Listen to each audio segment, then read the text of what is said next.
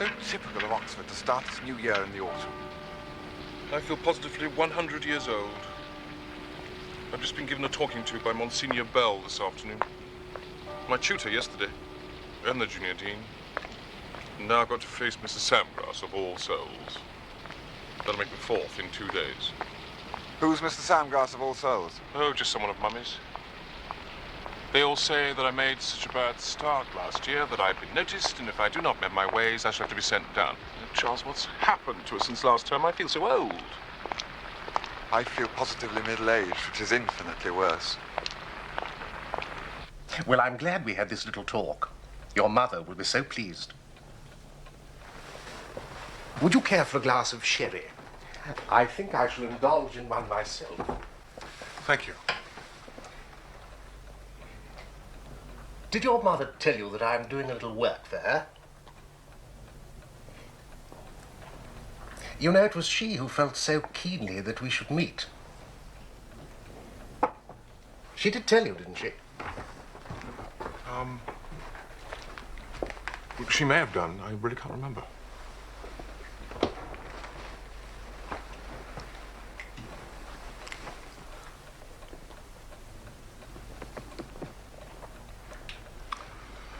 Well, I must go. She has entrusted me with the compilation of a memorial work on her brother Ned. I say work, but of course it gives me immense pleasure. And what a delight to work at Brideshead. Quite my favourite house in England. I'm glad you like it. I have an essay to write. Yes, of course. Well, remember what I've said. I'm sure we shall enjoy our exploration together. And you'll know that any success in the fields of academe would bring great pleasure to your mother. Yes. Thank you. Goodbye. Goodbye, Sebastian.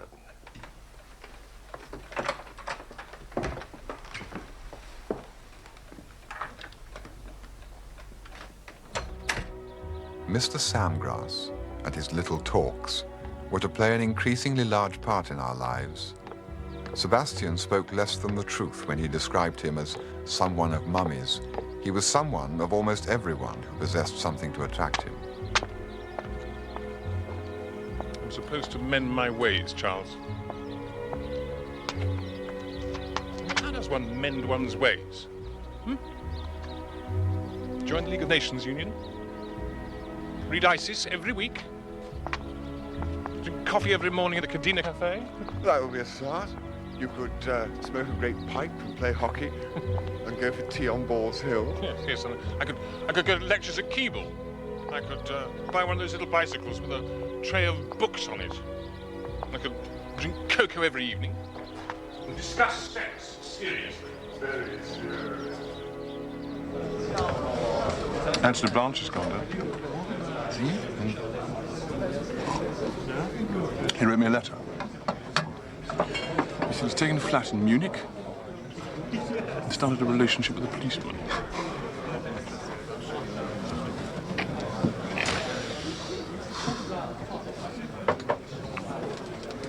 I shall miss him. Yes, I shall too. In a way. Anthony Blanche had taken something away with him when he went. He had locked a door and hung the key on his chain. All his friends, among whom he had always been a stranger, needed him now. Sebastian and I kept very much to our own company that time, each so much bound up in the other that we did not need to look elsewhere for friends. My cousin Jasper had told me it was normal to spend one's second year shaking off the friends of one's first, and it happened as he had said. Most of my friends were those I had made through Sebastian, and together we shed them and made no others. I kept a tenuous connection with the history school, wrote my 2 essays a week and attended the occasional lecture. Thus, soberly dressed and happily employed, I became a fairly respectable member of my college. And that is how Lady Marchmain found us, when early in that Michaelmas term, she came for a week to Oxford. Oh, Mr. Ryder, a lady's been here asking for you, sir. She left this message. Thank you, Oates. am so pleased to have found you, Charles. I may call you Charles. Of course. I feel I know you so well from Sebastian. I've just had luncheon with him and Mr. Samgrass. Do you know who I mean? We may have met. And he's a very clever history don at All Souls. He's been taking a great interest in Sebastian. Yes, I heard. I hope Sebastian will appreciate his interest. I was so sorry to have missed you when you were at Brideshead. Everyone loves your paintings in the garden room. Well, it was very kind of you to let me stay so long. I think it was Sebastian who was fortunate to have you with him all that time. Is it true, as Mr. Samgrass tells me, that you are my son's only friend this term? Well, some people have gone down. I suppose... perhaps I am. We do spend a lot of time together. I'm glad of it. Sure, I have reason to be grateful to you, Charles, too. Friendships like yours can be such a help. She accepted me as Sebastian's friend and sought to make me hers also. And in doing so, unwittingly struck at the roots of our friendship. That is the single reproach I have to set against her abundant kindness to me. One morning, a week or two later, Julia arrived in Oxford, driven by a large man whom she introduced as Mr. Mottram and addressed as Rex. They both joined a small lunch party in my rooms, one of the last of the old kind that I gave. How much was it? Just a few guineas. I thought Charles... So HRH ended up having... He can't have been more than 30 at the time we met him. But Rex seemed very old to us in Oxford. He'd arrived from Canada after the war, had become a member of Parliament, a gambler, and a good fellow. Lucky with money. You must remember, Mr. Ryder, he's a colonial, aren't you, darling? He's never been to any sort of university. Lucky chap. Well, it just means you start out life 3 years behind the other fellow. And Rex has never stayed anywhere for 3 years, have you? Mind you, I know quite a lot about the house from F.E. He's told me some very rich stories indeed. I remember one about 2 undergraduates and a goose. Old story. Rex knows everyone. Any cigars, huh? Darn, my cigarettes. Rex. Don't worry, I'll get them. They're in the car. Excuse me, gentlemen. Julia treated him as she seemed to treat all the world, with mild disdain, but with an air of possession. Look, I'm helping to organise a ghastly charity ball in London next month. You two absolutely must come. Rex is having a dinner party first. I don't see why we should. Oh, but you must. The trouble with Rex is he doesn't know anybody young. His friends are all leathery old sharks in the city and dreary MPs. Well, we'll see.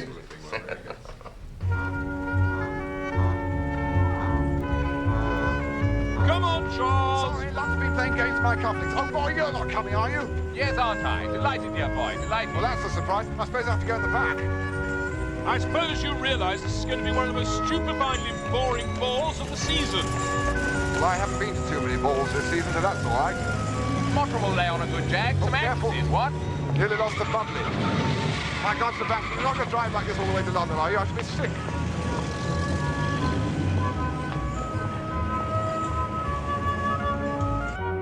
Sebastian and I were to spend the night at Marchmain House, so we went there to dress. And while we dressed, drank a bottle of champagne.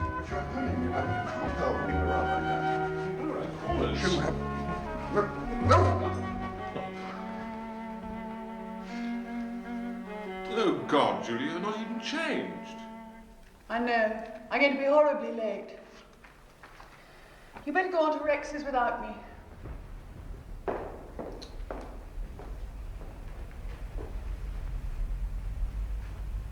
You're very tedious.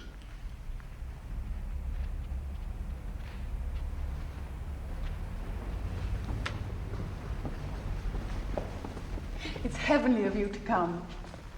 We're all going to be hideously bored. Well, don't be too long.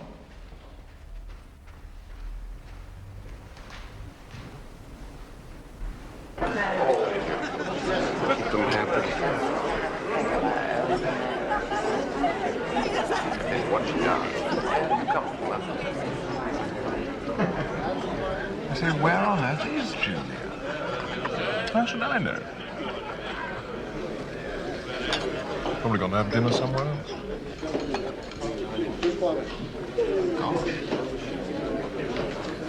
Tired dance.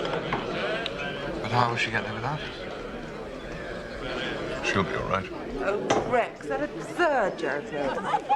Why must you have everything so big?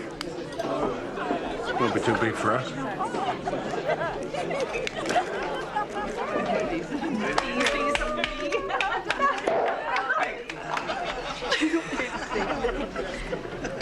Listen, chaps. Let's chuck this ghastly dance and go to Ma Mayfield's. Who's Ma Mayfield? You know Ma Mayfield?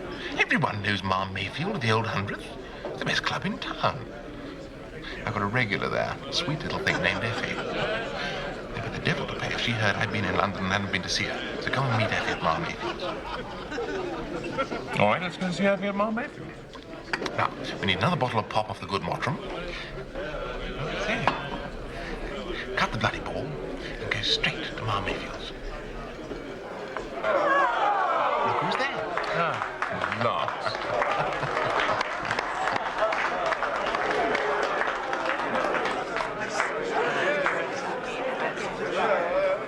Brenda, I'm so glad you didn't let him hold up dinner for me. It's his Canadian courtesy. Well, thank God you're here. At last we can go. It's all very well, but you sure you know where this place is? Of course I do. 100 Sing Street, just off Leicester Square. We'll trade a car. Aren't we going to look in on them all? Oh, Charles, you've seen one bullet, you've seen them all. I want to dance. I want you to dance at Ma Mayfield. Right? Not same sort of dancing. You better not drive. I'll drive. Pretty well. Know the way like the back of my hand. Jump in. Ready? Yep.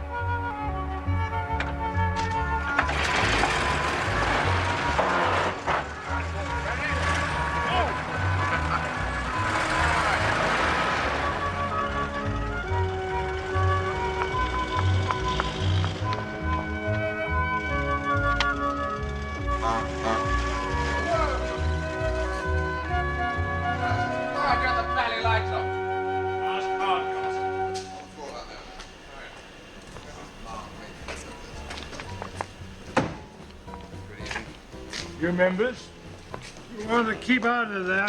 You'll be poisoned and given a dose. You members. The name is Mulcaster. Viscount Mulcaster. Now look here, my man. I'm an old friend of the proprietress. All right. Try inside. You'll be robbed and poisoned and infected and robbed.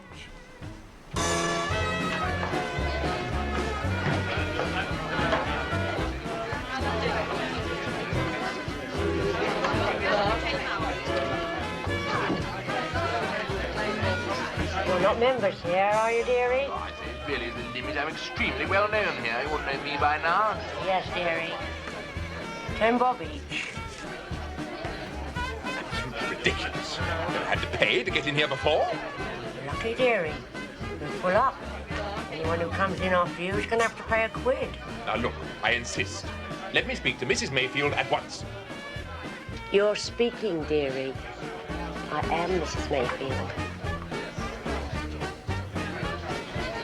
Well, Ma, it's so dark in here, I didn't recognize you with your fine. Well, you know me, don't you? Boy Mulcaster. That's all right, Ducky. Just give us your 10 bob each. Oh, they'll be all right.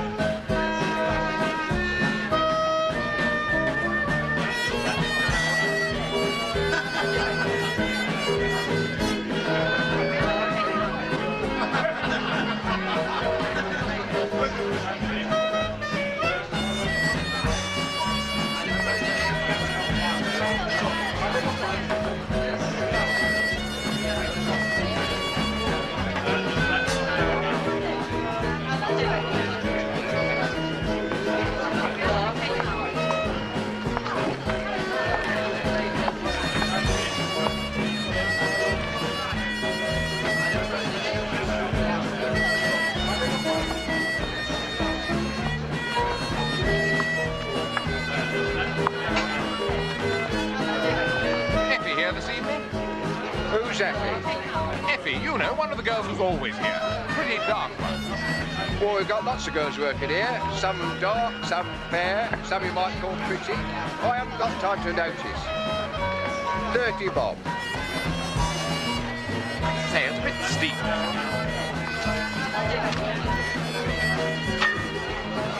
I'm going to go and try and find Effie.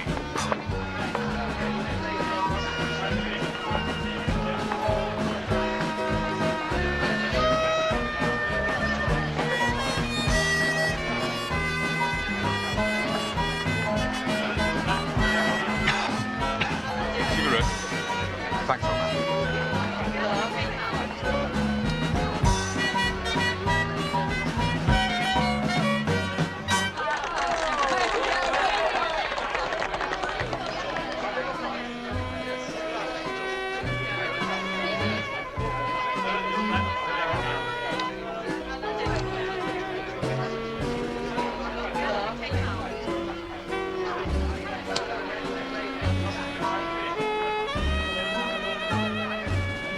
Come on, we're wasting our time.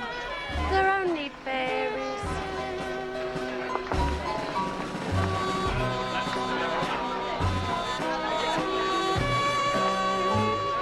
Look, you fellas, I found her. This is Effie. This is Effie. Lord Sebastian Flight. How'd you do? Charles How'd you Ryder. do? Effie, Can you get me some Effie. toast? Yes. That's another 6 bob.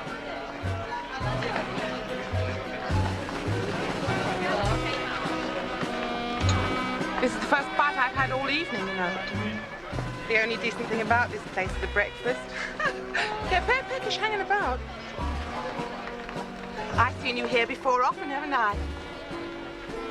I'm afraid not. Oh, then it must be you I've seen before. I should rather hope so. You haven't forgotten our little evening in September, have you? No, darling. Oh, you was the boy in the gardens who cut his toe, wasn't you? Now, don't tease, Effie. Oh, Lord. Oh, I know. You came with Bunty that night. We got raided and we all hid behind the dustbins. Effie loves pulling my leg. Yes, well, she's cross with me for having stayed away for so long, aren't you, Effie? I know I've seen you somewhere before. Effie, stop teasing, please. I wasn't meaning to, honest. Do you want to dance? Not just at the moment. Thank God for that. My shoes are pinching me something terrible tonight. For the lady, sir. Thank you very much. That's 30 bob.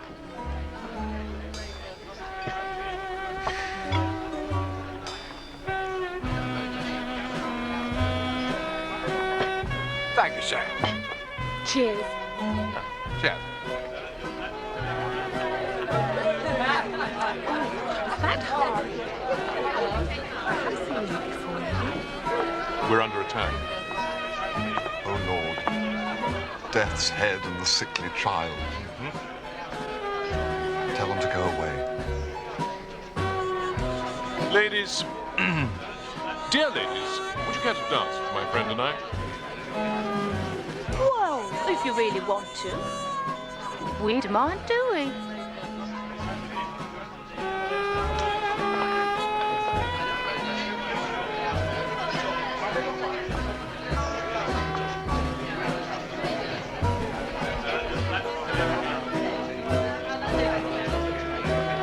We was fairies at first, didn't we?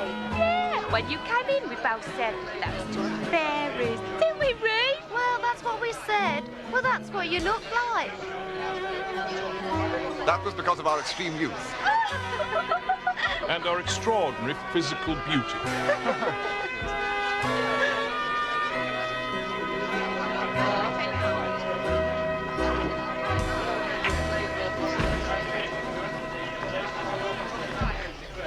I think you're very sweet, really. Well, I think you're very sweet too. Hey, how about a little party? Just 6 of us over at my place. Certainly. Boy, we're off to a party. No, just the 6 of us. This very charming young lady says that she's got somewhere to go. Oh, I must go and tell Mrs. Mayfield we're going out. Come on, Effie. It was still early, not long after midnight when we regained the street. The commissionaire tried to persuade us to take a taxi, but we piled into Hardcastle's car, and there lay our mistake.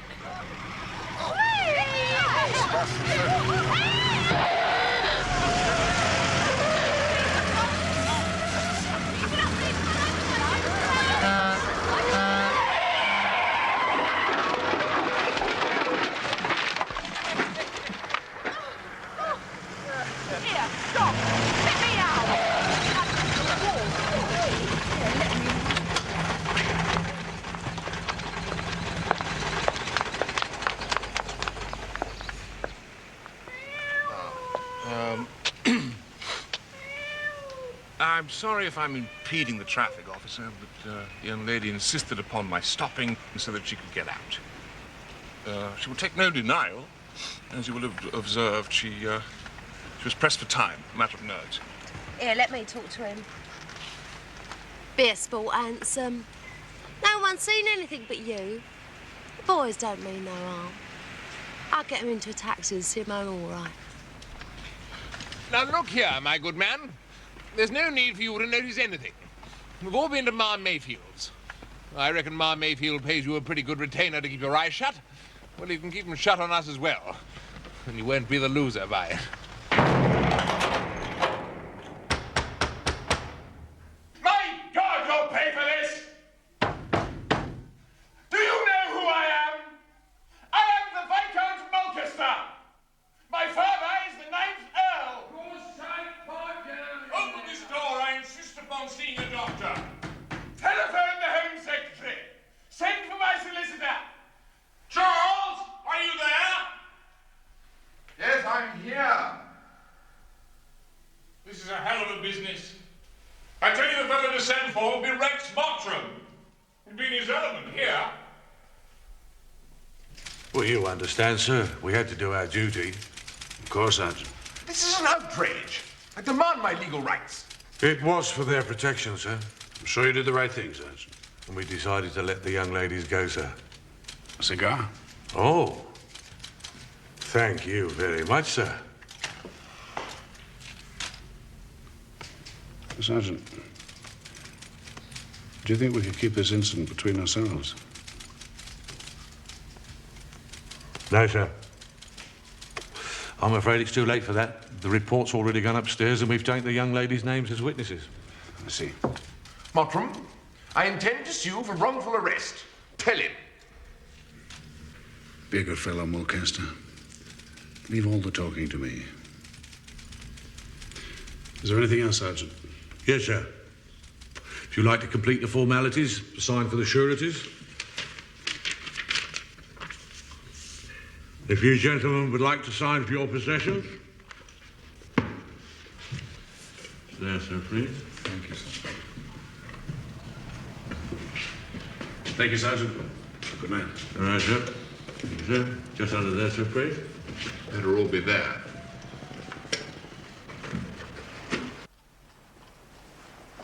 We had all slept that night at Rex's flat.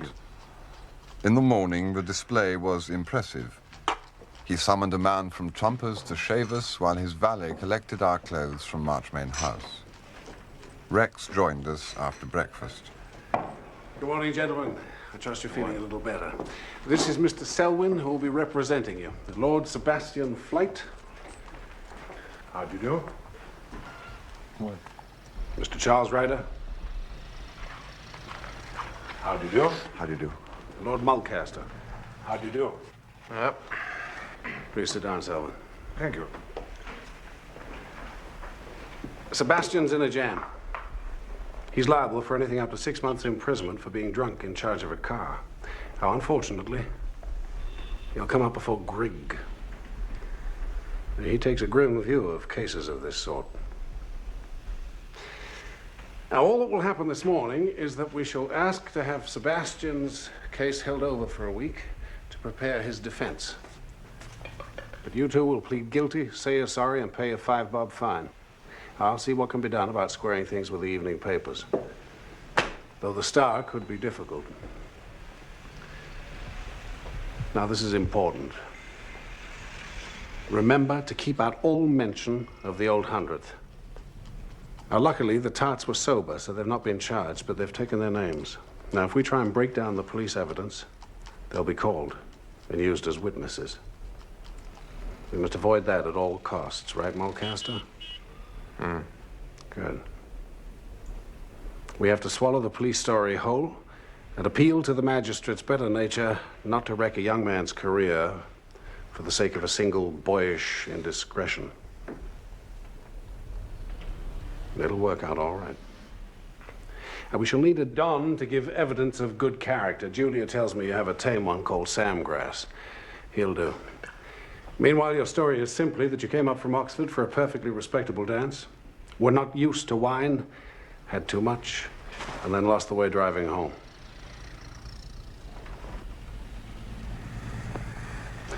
Well, let's take care of this, and then we'll see about fixing things with your authorities up in Oxford. Everything happened at court as Rex had predicted. At 10:30 that morning, we stood outside Bow Street Magistrates Court. Mulcaster and I had paid our fines and were free men. Sebastian was bound over to appear in a week's time. 5 bob is monstrous. They should have cleared us. They put themselves totally in the wrong when they refused to call my solicitor. Don't see why they should get away with it. Mulcaster, it's all over now. Anyway, I'm off to the city. My great-uncle's just snuffed it. Taxi!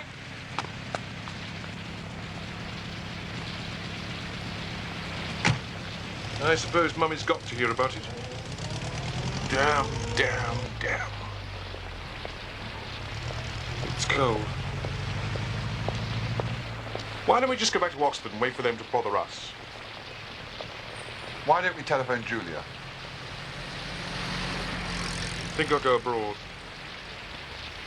My dear Sebastian, look, all you're going to be is fined a couple of quid and given a stiff talking to. Yes, but it's all the bother. Mummy and Bridie and the family and the Dons. I think I'd rather go to prison. I mean, if I just slip away abroad, then they can't do anything about it, can they? Can they? Yes, they can. Well, that's what people do when they're being chased by the police. I know Mummy's going to make it seem as if she has to bear the whole brunt of the business. Look, why don't we call Julia, arrange to meet, and talk it over with her? Well, you are a pair of pickles. Good morning, Julia. I must say, you look remarkably well on it. The only time I got tight, I was paralyzed all the next day. I do think you might have taken me with you. The ball was positively lethal, and I've always longed to go to the old 100s. No one will ever take me. Is it heaven? You know about that, too? Rex telephoned me this morning and told me everything. What were your girlfriends like? Now, don't be prurient. Well, mine was like a skull. Mine was like a consumptive. Goodness. Does Mummy know? Not about your skulls and consumptives. She knows you were in the clink. I told her.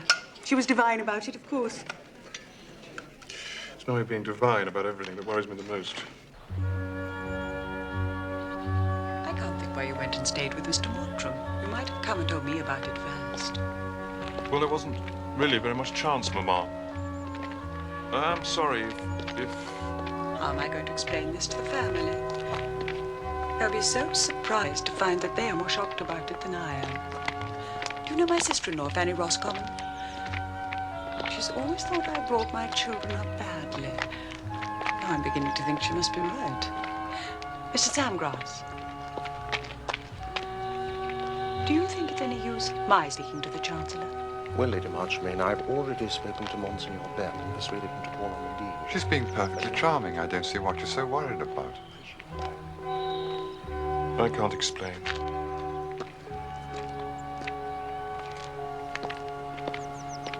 Mr. Samgrass, how long have you known Lord Sebastian Flight? Since he first came up to Oxford. I am an old friend of the defendant's mother, Lady Marchmain. What impression have you formed of his character? I would describe him to you, sir, as a model student. My deep regret is that a brilliant university career may now be at stake. Is this type of incident In his character at all, would you say? I would say it was entirely out of character. To my certain knowledge, Lord Sebastian has always conducted his life at the house with the most studious application. The evidence is that the defendant came up to London to attend a charitable function organized by his sister. That is correct, sir. It was a highly respectable affair. I believe the explanation to be Lord Sebastian, sir, is simply unused to wine.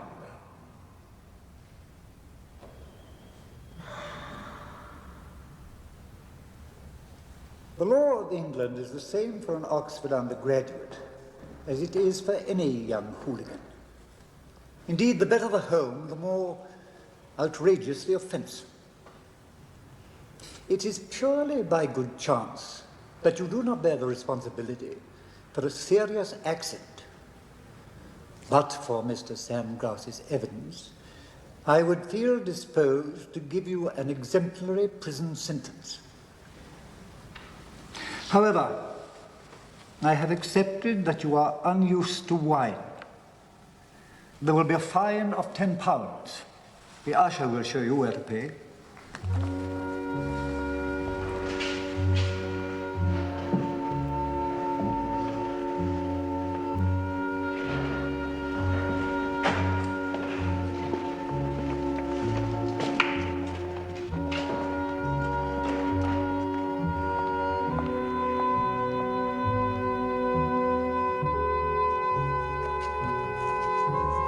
We were both gated for the rest of the term. But the most lasting penalty we suffered was our intimacy with Rex Mottram and Mr. Samgrass. But since Rex's life was in London, in a world of politics and high finance, and Mr. Samgrass is nearer to our own at Oxford, it was from him we suffered more. For the rest of that term, he haunted us.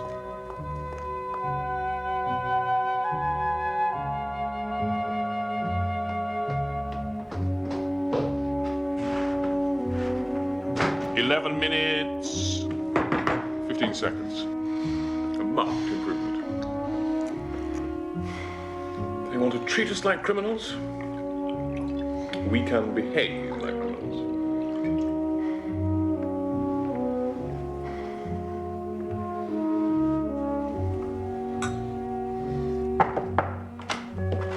Good evening, Sebastian. Ah, Charles.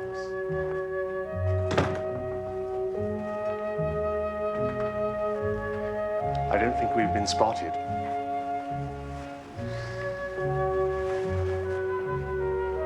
How delightful.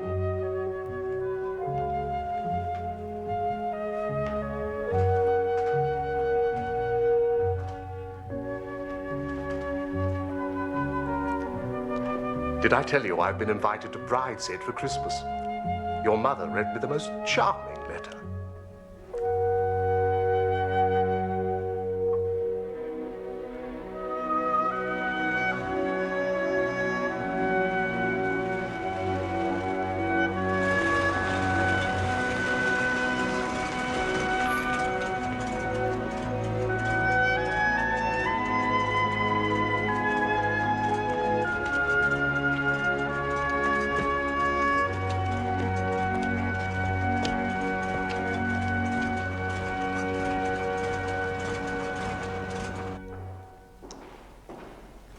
Charles, how good to see you. You find me in solitary possession. How are you? Very well. I gather Sebastian's out hunting. Yes, we've had a lawn meet of the Marchmain hounds. A deliciously archaic spectacle. All our young friends are in pursuit of the fox. I've been spending a cozy afternoon by the fire. Sebastian, you will not be surprised to hear, looked remarkably elegant in his pink coat. Would you like some tea? Your arrival emboldens me to ring for some.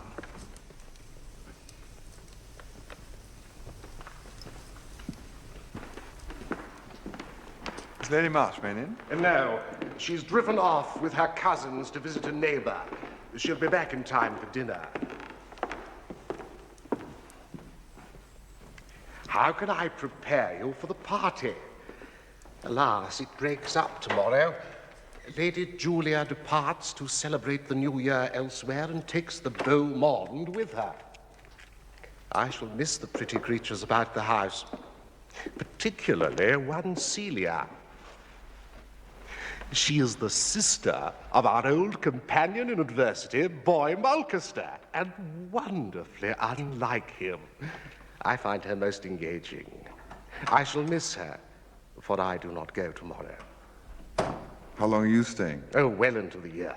And you, Charles? I don't know. Tomorrow, I start in earnest on our hostess's book.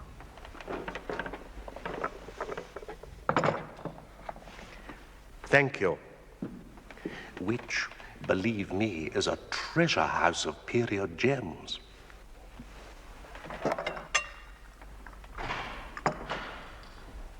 Ah, the intrepid hunter returns. Hello. When did you get here? About an hour ago. Had a good day. Where are the others, Sebastian? I got fed up, so I hacked back. I'm going up to change. Come up and talk to me, Charles, will you? Well, no doubt see you later, Mr. Samgrass.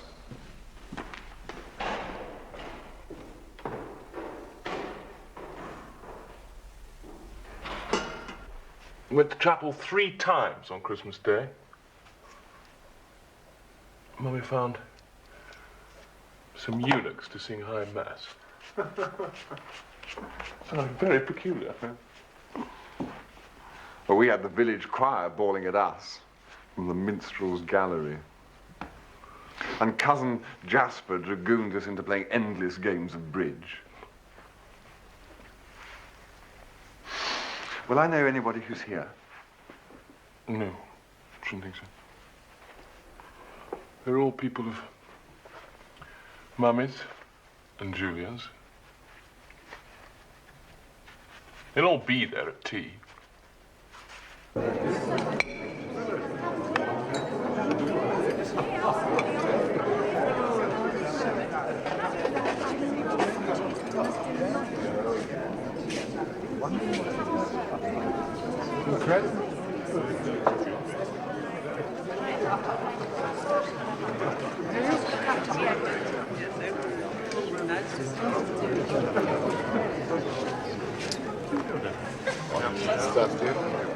Hello, Sebastian. See what I mean? Absolute zoo. Charles, you've arrived. Hello. Hello, Cordelia. Did you have a good Christmas? Quiet. I'm going to ask Mummy if I can stay up especially late tonight in honor of your arrival. Oh, that'll be fun. Sebastian, what happened to you? Oh, I got bored. Well, you missed the best part again. We had the most tremendous gallop across Springfields, 6 jumps to Plattswood, and only just managed to stay on. Well, we all know how brave you are. Well, I'm braver than you, and I've only got Mr. Beelzebub. Quite a good day's sport. Oh, Sebastian, good to see you. Hello. I think the hounds are trying to form up we drag thanks to the They pressed very hard. Probably why we made a kill. Ah, Ryder. How are you? Hello, buddy. Very well, thanks. When did you get here? Oh, Sebastian. What happened to you after you left the home woods? I came back early. I looked all over the place for you. I suppose you can come out on Monday.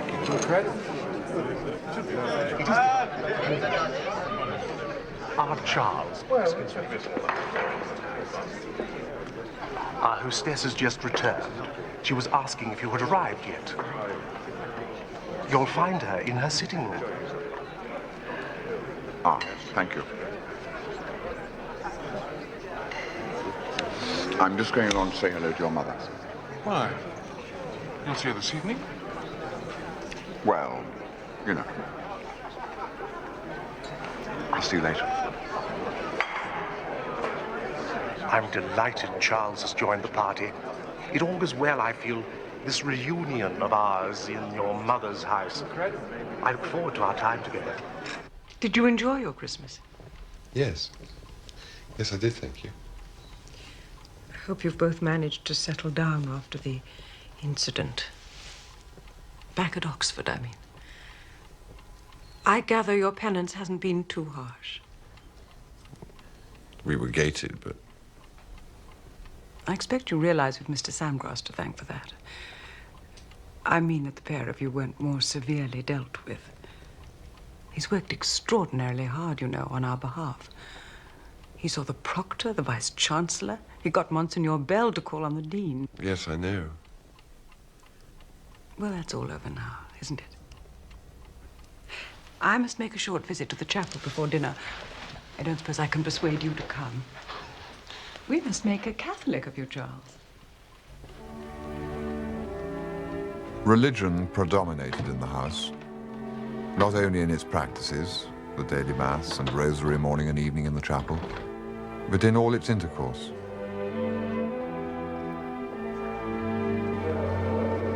Who's coming to chapel for the rosary?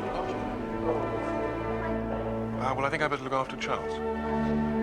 I must have my bath at once, Mummy. I'm filthy. I'll come. I can change later.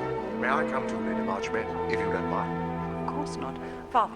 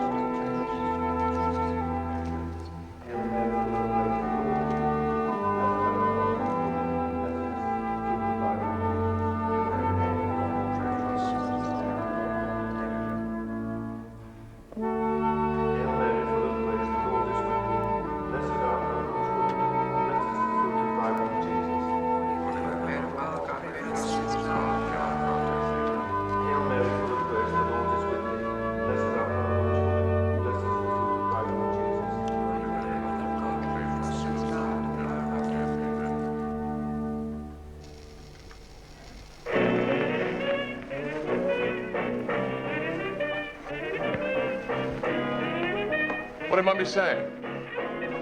Oh, she spent most of the time singing Sandgrass's praises and reminding me of our obligation to him. How he saw the Vice-Chancellor. And the proctor. Yes, I had all that too. I do wish Samgrass would go. I'm so sick of being grateful to him. Yes. God, at least Julia's lot are going tomorrow.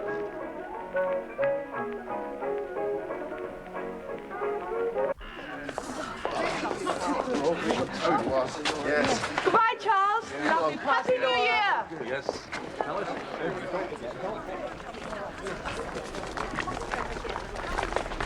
Fine.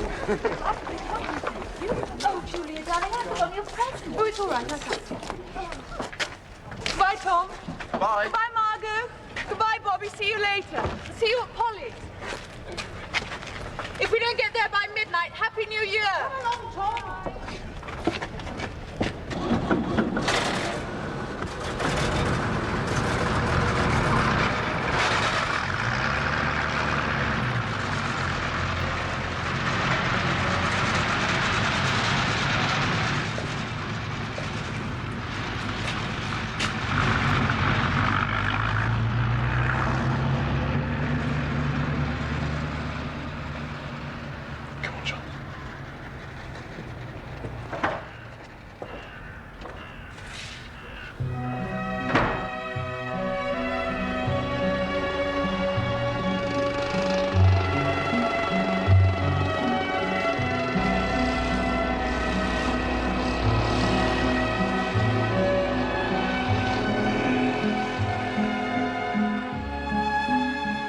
For a fortnight, we remained at Brideshead, leading our own life. I had no mind then for anything except Sebastian, and I saw him already as being threatened, though I did not yet know how black was the threat. His constant, despairing prayer was to be let alone. And since he counted among the intruders his own conscience and all claims of human affection, His days in Arcadia were numbered. He did not fail in love, but he lost the joy of it. For I was no longer part of his solitude. As my intimacy with the family grew, I became part of the world he sought to escape. I became one of the bonds which held him. That was the part for which his mother, in our little talks, was seeking to fit me. You have so many beautiful things. You know, Charles, when I was a girl, we were comparatively poor. And still much richer than most of the world. And when I married, I became very rich. It used to worry me. I thought it wrong to have so many beautiful things when others have nothing. Now I realize it's possible for the rich to sin by coveting the privileges of the poor. Can you see that? Perhaps. The poor have always been the favorites of God and his saints. But I believe it's one of the special achievements of grace to sanctify the whole of life. Riches included. Wealth in pagan Rome was necessarily something cruel. It's not anymore. But I thought it was supposed to be easier for a camel to pass through the eye of a needle than for a rich man to enter the kingdom of heaven. It's very unexpected for a camel to go through the eye of a needle. But then the gospel is simply a catalogue of unexpected things. It's not to be expected that an ox and an ass should worship at the crib. Animals are always doing the oddest things in the lives of the saints.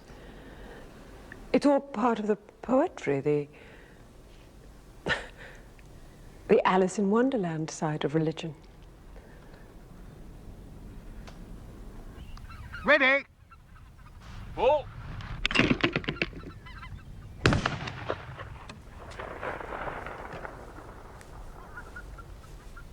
Ready? Paul. Hello? Where have you been all morning? With your mother. Oh, God. Not of her little talks? Well, I can't help it if she thinks I'm ripe for conversion. Ready? Paul.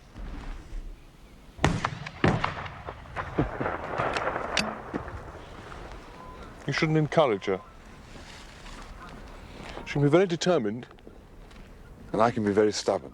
You needn't worry about me. Ready?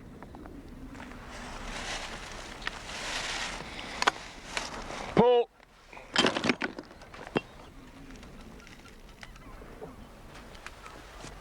Oh, God, look at him. Charles, I don't think I can take another day of this. Why don't we go away somewhere? Where? I don't know. Paris, Buenos Aires, New York, Bayswater. I think I'll settle for Bayswater. I think your father will have us. I don't think he'd even notice us. After tea, then? After tea. Come on, Sammy. Ready?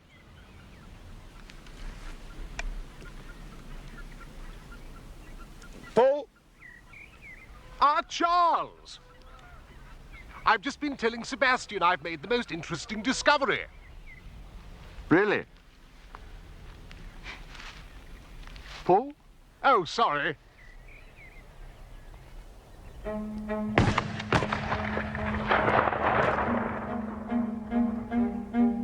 That Hilary term at Oxford, we took up again the life that seemed to be shrinking in the cool air.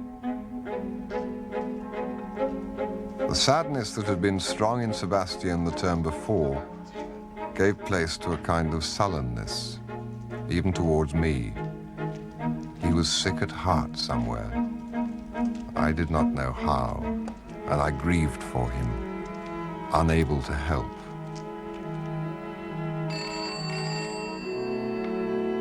When he was happy now, it was usually because he was drunk.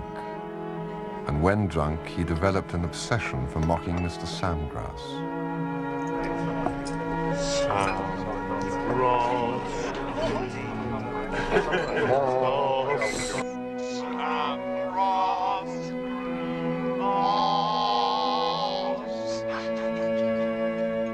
All this Mr. Samgrass took in good part, as though each outrage in some way strengthened his hold on Sebastian.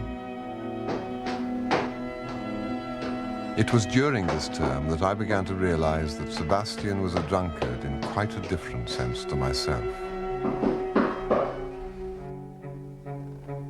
Sebastian, it's me.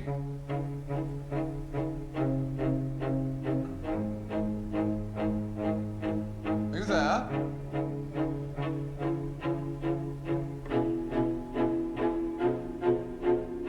Sebastian, are you all right?